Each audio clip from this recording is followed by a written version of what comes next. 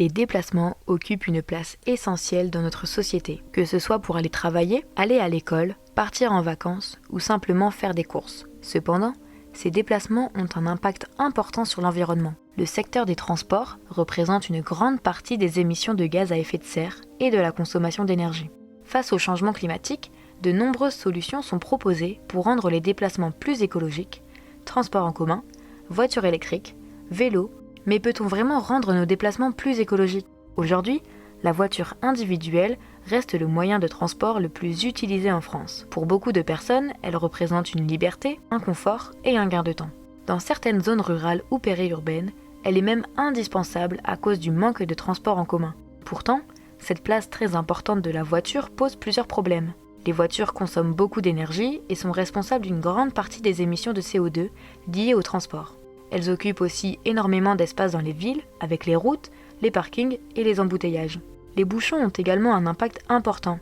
Lorsqu'une voiture reste bloquée dans la circulation, elle continue de consommer de l'énergie inutilement et augmente la pollution. Depuis plusieurs années, on observe aussi une augmentation progressive de la taille moyenne des véhicules, ce qui augmente généralement leur consommation d'énergie et les ressources nécessaires à leur fabrication. Malgré cela, beaucoup de personnes continuent de privilégier la voiture, car elle reste souvent la solution la plus pratique pour se déplacer. Cela montre que les problèmes des transports n'est pas seulement écologique, mais aussi lié aux habitudes de vie et à l'organisation de la société. Pour limiter l'impact environnemental des déplacements, plusieurs alternatives à la voiture individuelle se développent. Les transports en commun permettent de transporter un grand nombre de personnes en même temps, ce qui réduit la consommation d'énergie par individu. Les trains, tramways, métros ou bus sont donc souvent plus efficaces énergétiquement que les voitures individuelles, surtout dans les grandes villes. Les trains jouent également un rôle important dans les déplacements longue distance.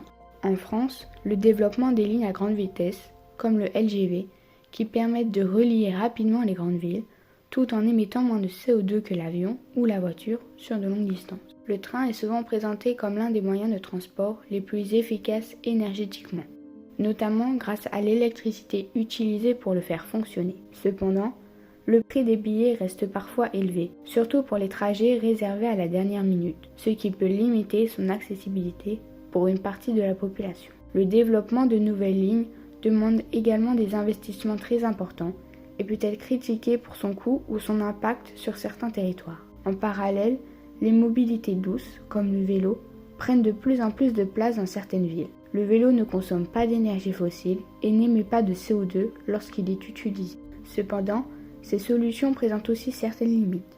Les transports en commun ne sont pas toujours accessibles partout, notamment dans les zones rurales.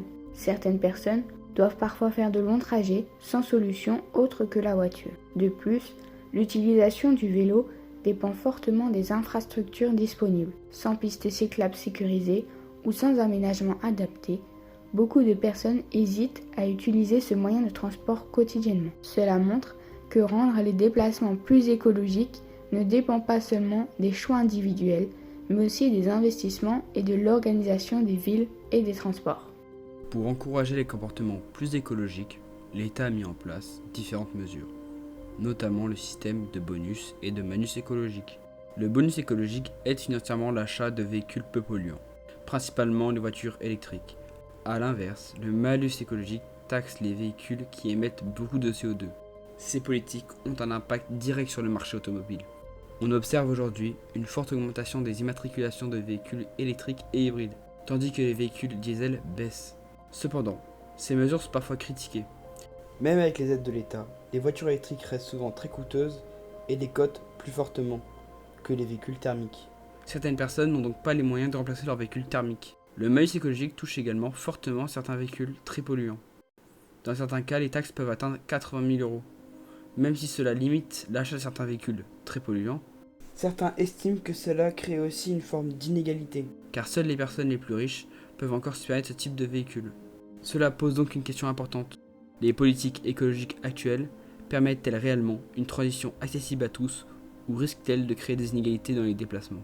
Pour comprendre l'impact réel des véhicules électriques, il faut aussi s'intéresser à la manière dont l'électricité est produite. En France, environ 65% de l'électricité est produite grâce au nucléaire. Selon RTE, l'électricité française émet environ 32 grammes de CO2 par kWh, ce qui est beaucoup moins que dans certains pays utilisant davantage le charbon ou le gaz. Grâce à cette production peu carbonée, les véhicules électriques utilisés en France émettent généralement moins de CO2 à l'usage que les véhicules thermiques. Cependant, cette solution présente aussi certaines limites. La fabrication des batteries nécessite des ressources comme le lithium ou le cobalt, dont l'extraction a un impact environnemental important. Le nucléaire est produit également des déchets radioactifs qui restent dangereux pendant très longtemps. Enfin, remplacer toutes les voitures thermiques par des voitures électriques ne résoudra probablement pas tous les problèmes liés au déplacement. Même électriques, les voitures continuent d'occuper beaucoup d'espace, de provoquer des embouteillages et de nécessiter beaucoup de ressources pour être fabriquées. Cela montre que rendre les déplacements plus durables ne consiste peut-être pas seulement à changer le type de moteur utilisé, mais aussi à réfléchir à notre manière de nous déplacer et à l'organisation de notre société. Finalement, les choix énergétiques dans les déplacements ont un impact important sur la société, l'environnement et notre manière de vivre.